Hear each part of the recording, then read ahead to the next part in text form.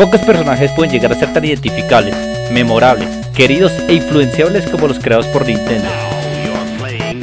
La compañía nipona es la responsable de darles la forma que hoy día todos reconocemos cuando se habla de videojuegos, una mezcla perfecta entre interactividad e historia. La extensa lista de franquicias que han desarrollado a lo largo de los años es un testimonio general del enfoque lúdico que tienen, gracias a la participación del verdadero padre de los videojuegos, no por ser su inventor directo, sino por su incalculable aportación creativa a esta industria, el siempre sonriente Shigeru Miyamoto. Miyamoto es el responsable de una interesante amalgama de personajes con sus respectivas sagas, de marcados y diferentes estilos, pero siempre se le recordará rápidamente por sus dos máximas, La Leyenda de Zelda y Super Mario Bros.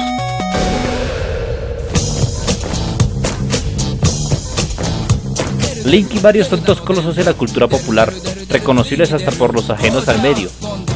posiblemente los exponentes más grandes que tienen los videojuegos. Pero si eliminamos el aspecto transmedia, esta habilidad se transforma en un concepto más reconocido por su aparición en otros medios, una trinidad, y la vacante la llena la legendaria heroína Samus Aran.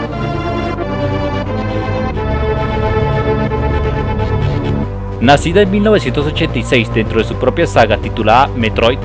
la cazarrecompensas interplanetaria es una piedra angular en la historia de los videojuegos, incluso cuando no haya tenido impactantes apariciones fuera de los mismos o muchos títulos en los que sea la estrella. El en primera instancia gran héroe galáctico de armadura naranja causó uno de los giros más inesperados y mejor recordados en la memoria histórica del medio, cuando tras tantas horas de deambular por el planeta Zebes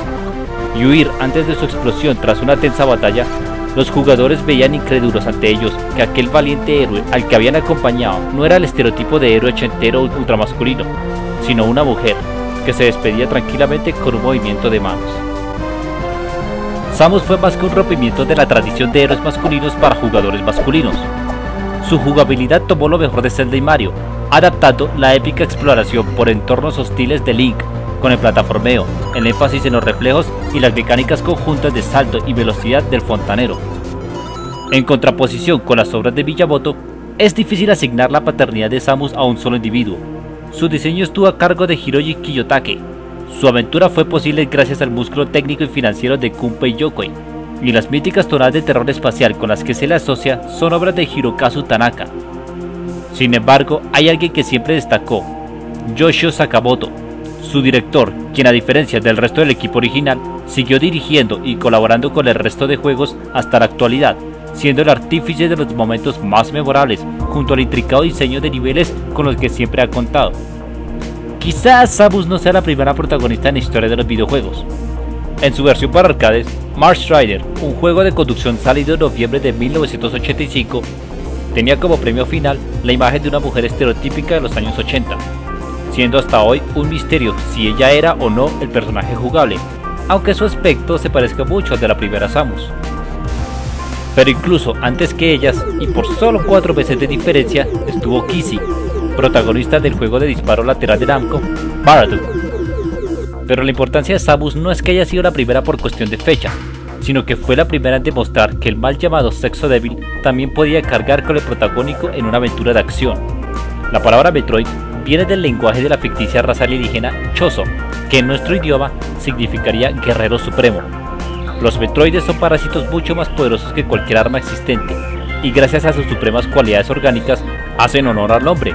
convirtiéndose en enemigos casi imparables. Excepto que no contaban con la existencia de alguien con las herramientas y la fuerza de voluntad suficiente para desplazarlos del título del cual se jactaban. Su pronunciación correcta es Samus Aran. Etimológicamente es una variable de Seamus, la versión céltica de James, que significa el que suplanta, mientras que su apellido puede provenir de las islas Aran, al norte de Europa, por lo que haciendo una aproximación metafórica, Samus Aran significaría la que suplanta una isla, un nombre en apariencia sin sentido, pero que si se analiza la trama de todos los juegos, se puede ver que quizá haga referencia al hecho que ella es enviada a suplantar o arrasar toda fuerza hostil de sitios aislados de la Federación Galáctica, similares a islas del espacio cósmico. O quizás no, ya que hasta la fecha no se tiene ninguna aclaración total sobre los nombres por ningún desarrollador, igual que pasa con su armadura de poder. El traje de Samus es una de las mayores influencias en aventuras de acción. Su diseño es una combinación de lo mecánico y lo orgánico, el arte de los títulos permite visibilizarlo más de cerca, revelando que actúa como extensión del cuerpo en ocasiones, y en otras como un pesado armatoste basado en la figura masculina, aunque en cualquiera de las formas se preserva la permanencia del tokusatsu. Esta es una palabra japonesa usada para referirse a los efectos especiales. Aunque los diseños sigan ciertos parámetros lógicos en pequeños detalles como el lanzamiento de misiles, el tacleo o incluso la morfobola, el cómo Samus se coloca el traje o esta evolución al contacto con tecnología Chozo sigue siendo explicado como algo instantáneo o mágico, similar al funcionamiento de los trajes de los Power Rangers y sus imitaciones como lo son los VR Troopers. Las incongruencias argumentales son consecuencia de la participación de equipos distintos en cada juego, los cuales son lanzados con amplias diferencias de tiempo, haciendo aún más enigmático y difícil de entender el universo Metroid. Algo que, aunque criticado, suele ser mejor a cuando se trata de dar una explicación desde lo argumental. Tal fue el caso con Other M, la última aventura de la cazarrecompensas, en la que Sakamoto se atrevió a indagar en la mente de Samus explorando la manera en que ella concibía temas como su identidad, la amistad e incluso el amor, algo que desagradó a casi todos los fans por considerarlo una aproximación al pensamiento cliché de la heroína occidental. Sin embargo, pienso que este no fue el gran problema con Other M, la saga Prime o incluso Metroid Fusion, títulos donde se incluyeron elementos como cinemáticas, secuencias guionizadas o indicadores en el mapa, haciéndolos en cierta forma los más lineales. El verdadero problema es que la gente concibe a Samus como un personaje unidimensional, con peligrosa cercanía a la hoja en blanco. A todos les gusta verla como la sexy guerrera capaz de destruir planetas enteros, pero no como un ser humano, con sus propias falencias, temores, sentimientos. Un problema que se acrecenta cuando se aleja a Metroid de su estructura. Los juegos son aventuras de exploración en 2 dimensiones con elementos RPG y de acción, en los que siempre se repiten unos principios: un sitio hostil, instalaciones abandonadas y sensación de soledad. No es difícil notar que la mayor influencia de la saga provino de Alien, la película de 1978 de la que tomó varias ideas, inspirándose casi fotográficamente de cada una para luego desarrollar su propio universo, desde el cual se permitió rendir pequeños homenajes a la historia de Hollywood. En ambos trabajos, el elemento primordial es la sensación de abandono, con siniestros silencios, espacios oscuros, opresivos corredores, desorientación y la soledad perpetua de la protagonista. Tanto Ripley como Samus son personajes que se deben explorar con base en su emancipación social. Ellas son lobos solitarios a las que vamos conociendo no por sus palabras, sino por sus acciones. Este tipo de desarrollo compagina mejor con Samus, porque el medio permite una interacción más prolongada entre el que antes era un simple espectador con su heroína. Al colocar otros personajes se le obliga a interactuar, y aunque esto no es malo, rompe la tensión que el juego ha creado por horas, al nunca presentar ningún escenario en el que sea posible estar totalmente tranquilo, y desconecta al jugador del único medio que tenía para conocer a Samus, las mecánicas, convirtiéndolo en alguien pasivo, sin voz ni voto, una filosofía de diseño que grandes obras como Half-Life nunca han apoyado. Todo lo contrario, directa e indirectamente han aprendido de Metroid sobre la importancia de contar mediante el escenario, los objetos y la jugabilidad.